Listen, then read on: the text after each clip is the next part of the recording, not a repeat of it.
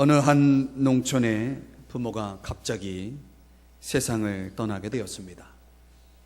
고아가 된 어린 두 형제가 이제 살게 되었는데, 살아보려 했지만 그들이 그 어린 나이에 뭘 할 수가 있었겠습니까?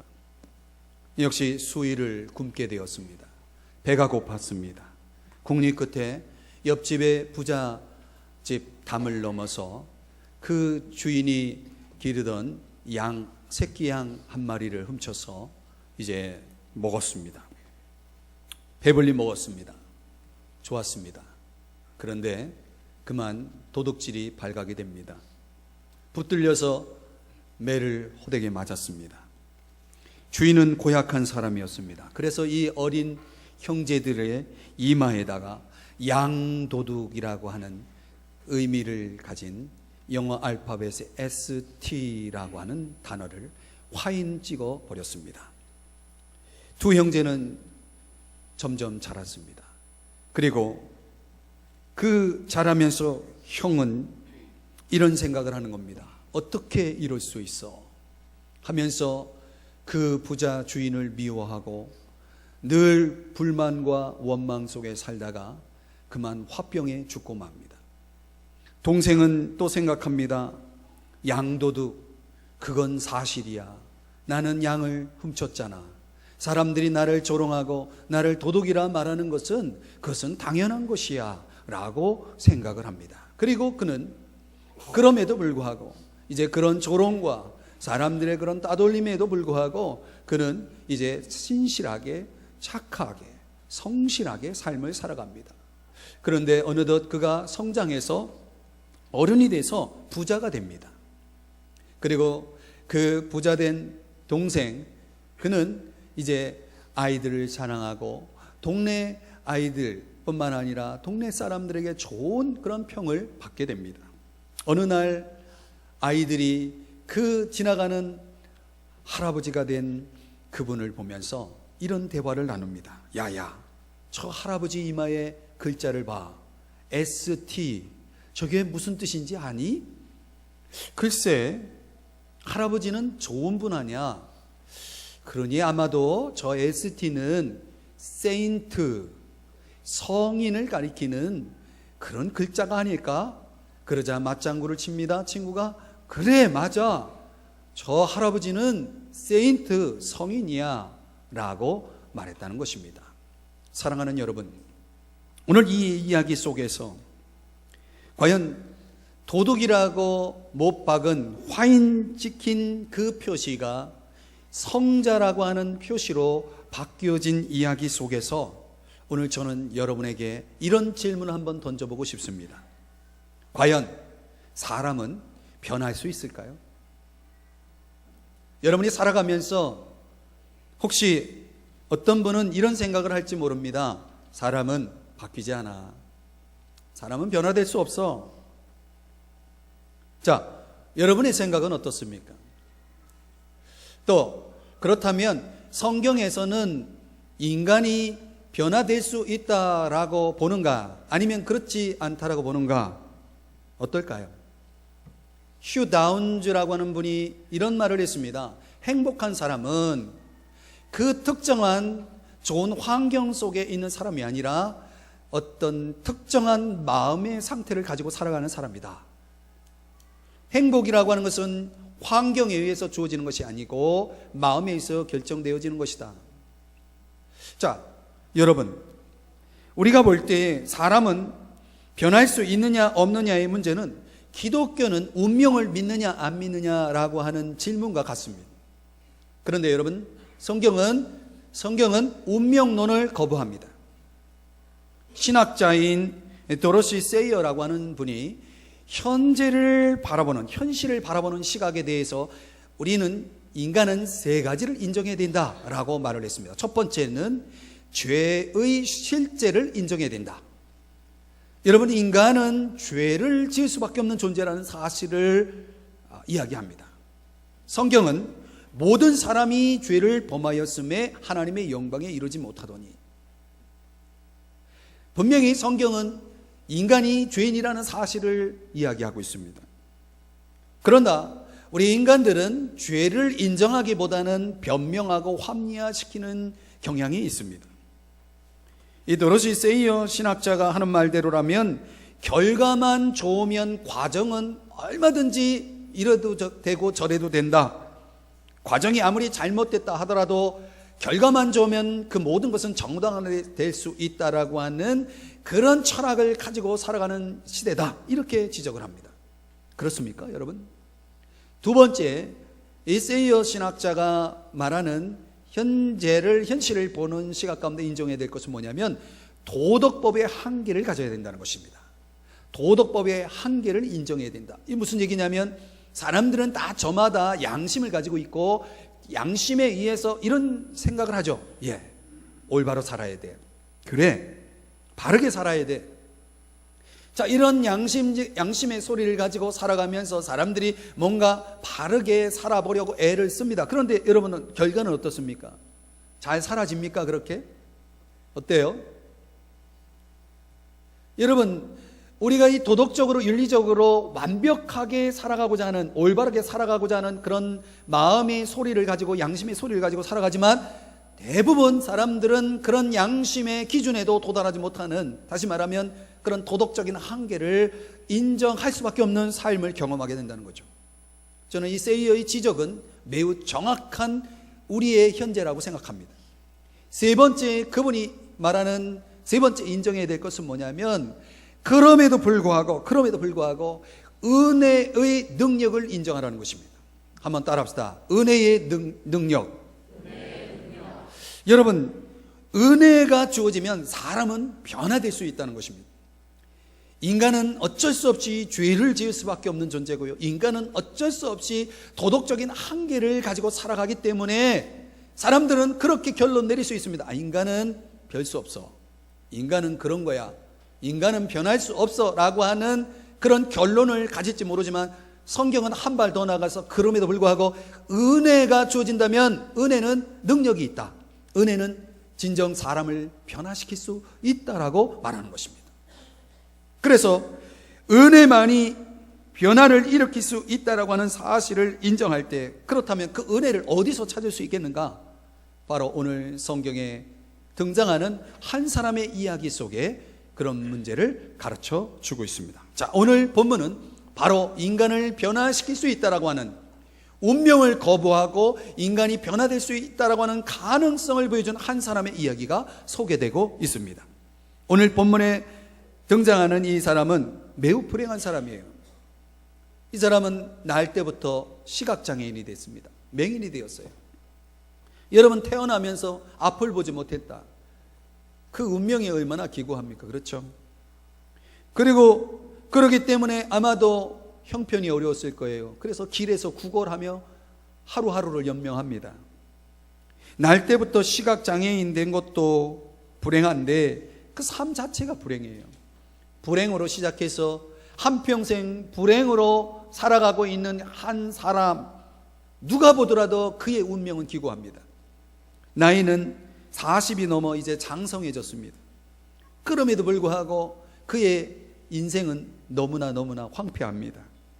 여러분, 그런 사람에게 무슨 소망이 있겠습니까? 그런 사람에게 무슨 변화를 기대할 수 있겠습니까? 여러분이 만약에 그런 사람의 입장에 있다면 여러분, 그것은 그 인생은 이제 끝이라고 말할 수 있지 않습니까? 그런데 오늘 이야기는 그렇지 않습니다. 그의 이야기는 그런 운명적인 그런 조건 속에서 끝나지 않고 그에게는 기적이 일어납니다. 자, 그에게 일어난 기적은 무엇일까요? 첫 번째는 그가 눈을 뜨게 되었다는 것입니다. 자, 오늘 9장 1절의 말씀 한번 보시겠습니다. 여러분, 성경이 있으신 분 9장 1절의 말씀입니다. 자, 예수님이 길을 가시다가 오늘 성경의 표현대로라면 길을 가실 때에 나을 때부터 맹인된 사람을 보신지라. 여러분, 길을 가다가 사람들이 얼마나 많아요. 이 사람 저 사람 다 볼 수 있겠죠. 여러분, 지나가는 사람을 여러분이 보다가, 또는 여러분이 지나가다가 보는 사람들을 뭐 특별히 관심 가지고 봅니까? 그냥 지나치는 거죠. 예수님도 그냥 지나칠 수 있었는데 날 때부터 맹인된 사람을 보고 발걸음을 멈춥니다. 이 사람은 날 때부터 맹인된 사람이에요. 예수님은 벌써 즉각적으로 그 사람의 상태를 알아봅니다. 여러분이 이런 사람 보면 마음이 좀 안 됐잖아요. 그죠? 그런데 한번 2절 말씀을 보시겠습니다. 제자들이, 예수님과 함께 동행하던 제자들이 그 날 때부터 맹인된 사람을 보고 어떤 이야기를 하는지 보십시오. 제자들이 예수님에게 이런 질문을 던집니다. 누구의 죄로 인한 것입니까? 무슨 얘기예요? 도대체 왜 저 사람이 시각장애인이 됐습니까? 아버지 탓입니까? 어머니 탓입니까? 아니면 저 사람이 무언가 죄를 지어서 그렇습니까? 도대체 환경 때문입니까? 무엇 때문입니까? 라고 묻고 있는 것입니다. 그런데 여러분, 이런 질문에는 우리 인간의 실존적 문제를 보여주고 있는 것입니다. 무슨 얘기입니까? 우리가 삶을 살아가는 이유가 뭡니까? 우리가 살면서 여러분이 겪는 고통, 도대체 그 고통은 왜 여러분에게 주어진 것입니까? 많은 사람들이 이유를 모릅니다. 왜 나에게 그런 일이 있어야 하는지, 왜 나는 이런 삶을 살아야 하는지에 대해서 그 이유를 분명하게 알지 못하고 살아가는 사람들이 많이 있다는 것입니다. 도대체 날 때부터 맹인된 사람은 뭐 때문에 저렇게 된 것이냐? 유전자의 문제냐? 도대체 무엇이 문제냐라고 묻고 있는 것입니다. 불행하게 생을 시작하고 한평생 불행하게 살아가는 그를 바라보면서 제자들이 여기에 관심을 기울이고 있는 것을 보게 됩니다. 여러분, 제자들은요, 참 못된 사람이에요. 지금 이 맹인이 처한 상황을 보면서 불쌍히 여기면서 그 맹인을 어떻게 도와야 할지를 고민하기보다는 도대체 왜 저 사람이 불행해졌느냐 이유를 따지고 있는 것입니다. 여러분, 종교개혁자 존 칼빈이 남의 고통에 대한 3가지 오류에 대해서 이런 이야기를 했습니다. 다른 사람의 고통에 대해서 사람들이 생각하는 3가지 오해입니다. 첫 번째는 다른 사람의 고통은 다 죄 때문이라고 생각하기 쉽다는 것입니다. 다른 사람이 불행을 겪을 때 사람들은 생각합니다. 또 뭘 잘못했지? 이렇게 생각하기가 쉽다는 것입니다. 두 번째는 남을 이해하는 데 있어서 사람들은 아주 엄격하다는 것입니다. 다시 말하면 자기의 잘못에 대해서는 관대하지만 다른 사람이 잘못한 것에 대해서는 아주 엄격한 잣대를 들이민다는 것입니다. 세 번째는 자신은 예외라고 생각한다는 것입니다.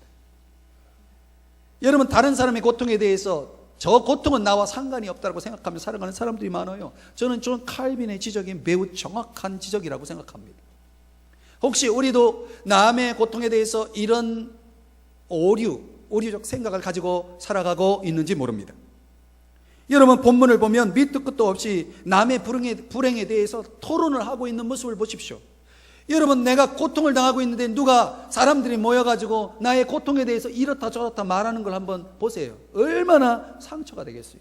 이건 너무나 잔인한 행동인 것입니다. 여기서 생각해 볼 것은 토론자들이 다름 아닌 제자들이었다는 것입니다. 제자들은 어떤 사람이에요? 여러분, 우리가 앞서서 살펴본 그 무수한 기적의 현장 속에 있었던 사람들이 제자들입니다. 예수님은 어떤 분이세요? 예수님은 기적의 하나님이세요. 기적을 행하시는 분이에요. 많은 병자를 고치신 분이에요. 그럼 뭐 날 때부터 맹인된 사람은 못 고치겠어요? 그러면 이런 상황에서 제자들은 어떻게 해야 되겠습니까? 예수님, 저 사람 너무 불쌍해요. 저 사람 좀 고쳐주세요 라고 예수님 앞에 그의 문제를 가지고 나왔어야 합니다. 그런데 그렇게 하지 않고 지금 제자들은 뭐 하고 있습니까? 도대체 누구 탓이야? 뭐가 문제야? 여러분, 저와 여러분이 살아가면서 이런 행동을 하지 않도록 조심해야 됩니다. 누가 아픔을 겪고 있을 때 그 아픔에 대해서 이유를 묻지 마세요. 이유를 찾으려고 하지도 마세요. 알 수도 없고 알아도 도움이 안 됩니다. 우리가 할 일은 아픔을 겪고 있는 사람들의 마음을 이해하고 그들을 위해서 기도해 주는 일이에요. 오늘 제자들이 가지고 있는 이 문제는 어쩌면 우리가 삶을 살아가는 우리의 잘못된 태도일 수도 있습니다. 과연 이 제자들에게 필요한 것은 무엇이냐면 9장 3절입니다. 성경 9장 3절을 보시겠습니다. 자, 예수님의 관점은, 제자들은 그런 데 관심을 가졌다면 예수님은 어디에 관심을 가지고 있는지를 보십시오. 3절입니다. 이 사람이나 그 부모의 죄로 인한 것이 아니라 그에게서 하나님이 하시는 일을 나타내고자 하심이라. 지금 예수님이 어떤 관점을 가지고 있는지 잘 보십시오. 지금 이 사람의 불행에 대해서 예수님은 무엇을 보고 있냐면, 이 사람의 불행을 통해서 하나님은 어떤 일을 하실까라고 하는 부분에 초점을 맞추고 있다는 것입니다. 자, 이것을 좀 분석해 보면 이렇습니다. 제자들이 보는 관점은 과거적입니다. 지금 이 사람이 당하고 있는 이 불행이 어떤 과거적 원인에 의한 것이냐라고 하는 차원에서 과거적 차원을 추적합니다. 그런데 예수님의 관점은 이 불행의 문제를 미래적인 차원에서 앞으로 이 사람의 이 불행을 통해서 앞으로 하나님은 어떤 일을 하실 것인가 라고 하는 차원을 보고 있다는 것입니다. 예수님 그만큼 미래를 보고 큰 그림을 가지고 살았다라고 하는 사실을 알 수가 있습니다. 여러분은 과거 지향적입니까? 미래 지향적입니까? 똑같은 환경 속에서 여러분, 어떤 사람은 과거로 돌아가고 어떤 사람은 미래를 봅니다. 여러분, 성경에는 이런 말을 합니다. 그때가 좋았어. 그때가 좋았어 라고 말하는 것은 어리석은 일이다 라고, 어리석은 자라고 성경이 말씀해 주고 있습니다. 여러분, 그때가 좋아서 어떻다는 겁니까? 맨날 과거 이야기로 인생을 허비하고 있는 사람들도 있고, 항상 미래를 꿈꾸고 미래를 바라보고 미래를 향해서 나아가는 사람이 있습니다. 우리가 누구 탓이냐라고 하는 이 문제에 관심을 기울일 것이 아니라 하나님이 그걸 통해서 무엇을 하실 것인가 라고 하는 이 초점을 가지고 살아가는 것이 얼마나 중요한지 모릅니다. 여러분, 구약 성경에 보면 요셉이라고 하는 사람이 등장하는데, 이 요셉은 노예로, 형들에 의해서 노예로 팔려가고 모함을 당해서 감옥에 들어가고 13년이라는 세월을 그는 고통 속에 살아갑니다. 그러면 이건 누구 탓이냐라고 하는 이 문제 속에 요셉이 그 문제 속에 빠졌으면 요셉은 그냥 열받아가지고 화병에 죽었을 거예요. 그런데 여러분, 요셉이 당한 고통 때문에 아십니까? 결과가 어떻게 됐는지 성경이 보여주잖아요. 요셉의 가족이 구원을 받고, 요셉에 속한 민족이 구원을 받고, 그리고 요셉은 국무총리가 되었습니다. 여러분, 누가 알았겠어요? 그가 당하고 있는 그 고통이 훗날 그에게 그런 축복이 주어질지 누가 알았겠어요? 모를 일입니다. 여러분, 빌립보 감옥에 갇힌 바울의 이야기도 그렇습니다. 바울은 복음을 전한다는 이유 때문에 아무런 죄 없이 감옥에 들어가 가지고 매를 맞고 고통을 당했습니다. 그런데 여러분, 바울이 감옥을 나올 때는 바울이 들어간 감옥을 지키는 간수 온 집안이 다 예수님 앞에 돌아오는 그런 놀라운 결과가 일어납니다. 누가 알았겠어요? 누가 알았겠어요? 여러분, 그렇기 때문에 오늘 우리의 현재를 해석하는 관점이 과거적이냐 미래적이냐에 따라서 우리의 인생은 전혀 다른 삶으로 나아갈 수 있다. 그것이 오늘 성경이 우리에게 보여주는 교훈인 것입니다. 한 청교도는 이런 좌우명을 가졌습니다. 한번 따라 하실까요? 가장 좋은 것은 아직 오지 않았다. 여러분, 이것이 성경적인 관점입니다. 성경은 우리의 인생이 가장 좋은 것은 아직 오지 않았다. 이것은 무슨 얘기냐면 우리의 미래에는 더 좋은 것이 기다리고 있다라고 하는 가르침을 우리에게 주고 있는 것입니다. 그러면 여러분, 우리 신앙이라고 하는 것은 이런 하나님의 살림 경영법에 따라서 살아가야 됩니다. 점점 더 좋은 것이 나오는 것입니다. 왜 과거를 보십니까? 중요한 것은 이것입니다. 하나님이 하시고자 하는 일을 볼 수 있는 눈이 필요하다는 거죠. 그 눈이 언제 주어지냐면, 한번 따라합시다. 예수님을 만남으로. 예수님을 만남으로, 그 예수님을 만날 때, 다시 말하면 눈을 뜰 때 보인다는 것입니다. 그게 예수님을 만나서 눈이 뜨지 않으면 그 볼 수가 없는 거예요. 그래서 예수님을 인격적으로 만난 사람들의 공통점 뭐냐면 항상 미래지향적입니다. 꿈이 있습니다. 비전이 있습니다. 앞을 봅니다. 예수님이 길을 가시다 그를 보시면서 이제 그를 고쳐주시는 장면이 오늘 성경에 연출되고 있습니다. 가만히 보면 이 시각장애인이 예수님을 찾아간 것이 아니라 예수님이 그를 찾아오십니다. 이걸 가르쳐서 성경은 은혜라고 말합니다. 내가 무엇을 해서 얻은 것이 아니라 값없이 주어지는 것을 은혜라고 말합니다. 본다라고 하는 것은 은혜입니다. 세상에서 가장 큰 비극이 뭔지 아십니까? 여러분 들어보십시오. 삼중고의 인생을 경험한 헬렌 켈러의 고백입니다. 그가 이런 말을 합니다. 나는 처음에 눈이 멀어 보지 못하는 것이 가장 큰 비극이라고 생각했습니다. 그러나 조금 더 성장하여 깨닫는 것은 눈을 가지고도 보지 못하는 사람들이 너무나 많다는 것이었습니다. 눈이 있지만 보지 못하는 사람들, 하나님을 보지 못하고 자신의 참된 모습을 보지 못하고 자신의 미래를 보지 못하는 사람을 가르쳐서 성경은 뭐라고 말하냐면 영적인 맹인이다. 영적인 맹인, 앞을 보지 못하는 것입니다. 예수님은 바로 이러한 사람들을 위해서 이 땅에 오셨습니다.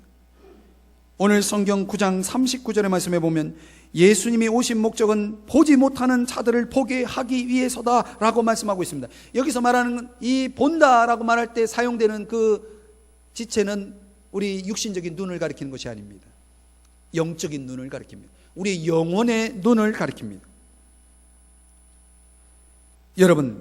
여러분은 예수님이 보이십니까? 하나님이 보이십니까? 그냥 믿습니까? 보여서 믿습니까? 여러분, 어떤 사람이 천국 가가지고 예수님을 만났대요. 첫인사가 뭐냐면 처음 뵙겠습니다 그랬더니,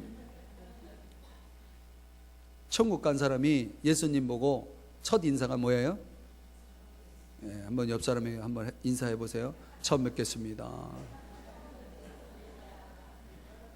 여러분, 그러면 이 땅에서 신앙생활 한 건 뭐예요? 뭘 믿은 거예요? 누굴 본 거예요?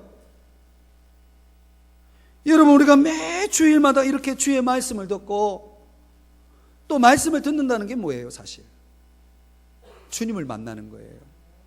어떤 사람은 이렇게 예배드리면서 똑같이 예배드리면서 말씀 속에서 주님을 만나는 사람이 있고 그냥 말만 듣고 가시는 분이 있다는 거죠. 그러면 그런 사람은, 후자는 분명 천국 가면 그럴 거예요. 처음 뵙겠습니다. 반갑네요. 여러분, 요한복음 3장 3절에 보면 거듭나지 아니하면 하나님 나라를 볼 수 없다라고 말했어요. 여러분, 우리가 신앙이라고 하는 것은 그냥 하는 게 아닙니다. 이유가 있어요. 이유가 보기 때문에 하는 겁니다. 믿음이라고 하는 것은 보지 못하는 것들의 증거고 바라는 것들의 실상이라고 말씀하고 있습니다. 히브리서 11장 1절입니다. 믿음은 반드시 하나님이 계신 것과 또한 그가 자기를 찾는 자들에게, 하나님을 찾는 자들에게 상 주시는 이심을 믿어야 할지니라. 하나님을, 살아계신 하나님, 우리 육신의 눈으로 보이지 않지만 하나님을 보는 것입니다. 무엇으로? 영적인 눈으로 보는 것입니다. 영적인 눈으로 우리 마음 가운데 계신 예수님을 보는 것입니다. 그리고 그 예수님이 들려주시는 말씀을, 그분의 음성을 듣는 것입니다. 그 영적인 눈이 열려져야 되는 것입니다. 그렇지 않으면 신앙생활은 공허한 것입니다. 오늘 이 시간에도 여러분의 말씀을 들으면서, 저의 이야기를 들으면서 그냥 말로 들려지는 분이라면 여러분은 죄송하지만 영적인 맹인입니다. 수많은 찬송시를 쓴 파니 크로스비라고 하는 분이 있습니다. 우리가 가지고 있는 이 찬송가 안에도 20여 편의 찬송가가, 그분이 지은 찬송시가 들어와 있습니다. 그분이 이런 고백을 합니다.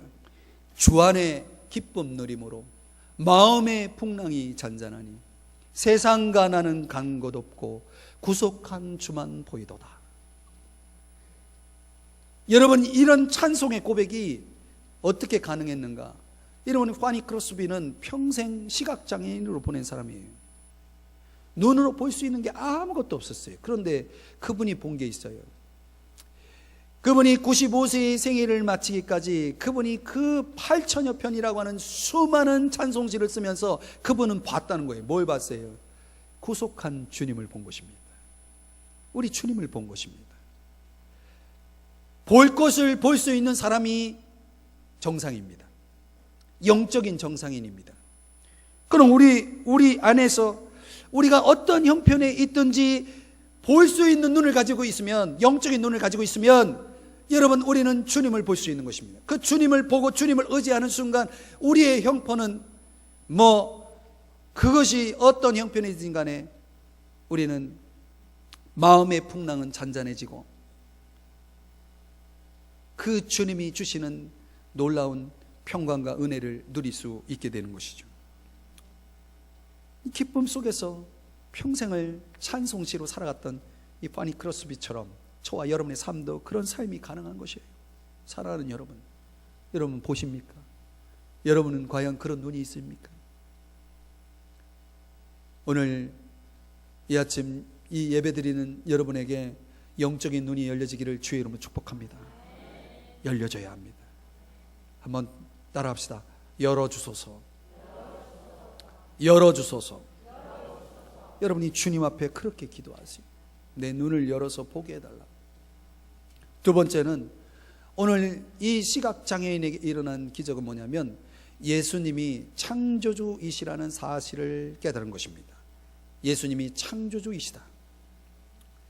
여러분, 성경은 분명히 이렇게 말합니다. 하나님이 우리 인간을 지으시고 하나님이 인간을 지으실 때 우리 인간 마음, 인간 안에 하나님의 숨을 불어넣으시고 그리고 인간 안에 하나님의 형상을 집어넣었다. 일종의 하나님의 사인입니다. 그 하나님의 사인이 새겨진 존재가 바로 저와 여러분인 것입니다. 사람들이 살아가면서 이 짧은 생애를 살아가면서 사람들의 마음이 영원을 사모하는 마음을 갖게 한 이유가 그것입니다. 하나님의 형상이 있기 때문에 영원을 사모하는 것이고 내세를 생각하게 되는 것이고 그래서 신앙생활을 하게 되는 것이고 그런 것입니다. 그 유명한 이 일화 가운데 그런 내용이 있잖아요. 어떤 사람이 불란서를 여행하다가 목걸이 하나를 발견하는데 너무 신기하게 생기고 그래서 그거를 사는데 아주 저렴하게 저가로 싸게 샀다는 거예요. 그래서 귀국하는 길에 공항에서 세관 통과를 하는데 그 목걸이에 대해서 의외로 세금을 내라고 하는 거예요. 아니 이렇게 싸구려로 싸게 산 목걸이에 무슨 세금이 있어야 되냐고 이제 항의하는 가운데 세관이 와서 좀 보라고 하면서 그 목걸이를 이제 보여주는 거예요. 그런데 여러분 그 목걸이에 이런 말이 써 있다는 거예요. 조세핀에게 보나파르트 나폴레옹. 여러분 그 목걸이가 보통 목걸이입니까? 나폴레옹의 사인이 있었던 거예요. 여러분 나폴레옹 사인이 있다는 이유 때문에 이 사람은 싸게 샀음에도 불구하고 이제 세관에 걸려가지고 세금을 내야 했다는 거죠. 뭐 세금 내도 아깝지 않죠. 그죠? 횡재한 거 아닙니까? 우리 안에는요 나폴레옹 사인이 아니라 위대하신 창조주 하나님의 사인이 있는 거예요. 하나님의 형상이 있습니다. 하나님의 놀라운 작품입니다. 우리의 그런 실존들을 예수님을 나의 창조주로 깨닫는 그런 실존적 이해가 주어질 때 그때부터 저와 여러분은 나의 존재 가치가 달라지는 것입니다. 나는 그런 아무런 쓸모없는 무가치한 그런 존재가 아니에요. 9장 6절의 말씀에 가보시면 예수님이 이 시각장애인을 고칠 때 침을 뱉어서 진흙을 이겨서 눈에 바릅니다. 이게 왜 하필이면 침을 여기다 묻히고 진흙을 이겨서 이렇게 눈에다 바르는가 했더니 이게 다 이유가 있었다는 거예요. 성경학자 벵겔에 의하면 유대 전통에 의하면 하나님의 창조 역사의 이해를 유대인들은 하나님이 사람을 지으실 때 흙에다가 침을 발라가지고 인간을 이렇게 빚었다라고 이해하고 있었다는 거예요. 근데 유대 사회에서는 이런 창조적 역사에 대한 이해가 있었던 거예요. 그러면 이 시각장애인은 분명히 예수님이 침을 뱉어서 진흙을 이겨가지고 자기 눈에 바르는 모습을 보면서 무엇을 상상했겠어요? 아, 이분이 인간을 창조하신 분이시겠다, 이런 생각을 하게 되었다는 것입니다.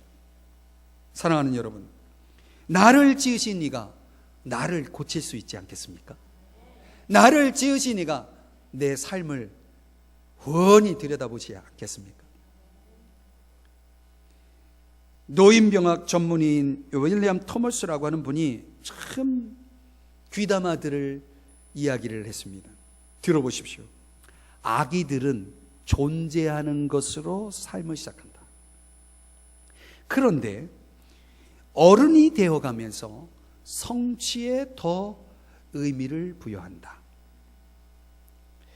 노년이 되자 기력이 쇠하여지면서 다시 존재에 초점을 맞추게 된다. 무슨 얘기예요? 존재를 추구하는 삶을 어릴 때와 노년이 돼서야 한다는 거죠. 그 과정 속에서 인생의 황혼기에 이르기 전에는 우리는 존재의 의미를 깨닫지 못하고 살아간다는 거예요. 내가 누구인지, 내가 어디서 왔고 어디로 가고 있는지 모르고 그저 이 땅에서 어떤 성취를 위해서만 살아가고 있는 그런 인생의 모습을 지적해주고 있는 그런 이야기인 것입니다. 사랑하는 여러분, 우리 존재는 어떤 존재입니까? 성경은 말합니다. 하나님이 지으신 존재다 라고 말씀합니다. 만물이 그로 말미암아 지은 바 되었으니, 요한복음 1장 3절에 예수님으로 말미암아 만물이 지어졌다. 여러분, 우리가 이 사실을 믿지 않고는 우리는 구원을 받을 수가 없습니다. 이 사실을 믿지 않고는 우리는 우리의 영적인 눈이 열려지지가 않습니다. 세 번째로는 오늘 본문에서는 이 시각장애인이 예수님이 구세주이시라는 사실을 알게 되었다는 것입니다. 여러분, 사람들은 예수님을 어떻게 이해하는지 아십니까? 예수님은 아주 훌륭한 분으로 이해합니다. 도덕적으로 아주 훌륭한 성인에 준한 그런 분으로 이해합니다. 그래서 예수님을 통해서 좀 더 교양을 쌓으려고 합니다. 또 어떤 사람들은 예수님은 마치 마술사와 같은 존재라서 우리의 인생의 문제를 얼마든지 해결해 주실 수 있는 그런 분이라고 믿는 사람들이 있습니다. 예, 그런 믿음이 잘못된 것은 아닙니다. 그러나 여러분 아십니까? 성경의 강조는 거기에 있지 않다는 것입니다.